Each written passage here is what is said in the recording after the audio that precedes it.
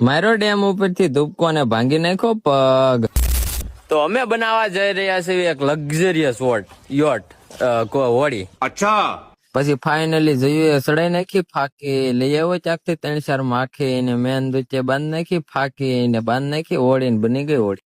જ્યાં આમથી આવી જતો ગોપાલ વાળાનો સામાન, પણ મને નથી ખબર કે એ મને ઉપાડે છે કે હું એને ઉપાડું છું. અને આ છે અમારા ગામના દરોગા સાહેબ.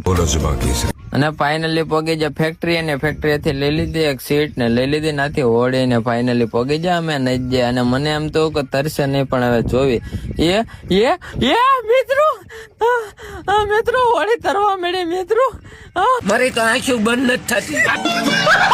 અને પછી હોડીને લઈને આવ્યો નદીને વસાડે ને આવતું તો આમથી ઉઠતું તીર મેં તો ગામમાં નથી જવા દેવું, હું લઈ લઉં. કારણ નરેન્દ્ર મોદી. પછી લઈ લીધું હોડી અકરવાનું છપ્પુ ને વસાડે પોગી જાય ને મારવા મળ્યા. ના જઈને ઠેકડા, પણ નથી ખબર કે મને તરતા નથી આવડતું, ના જઈને ડૂબી ગયો.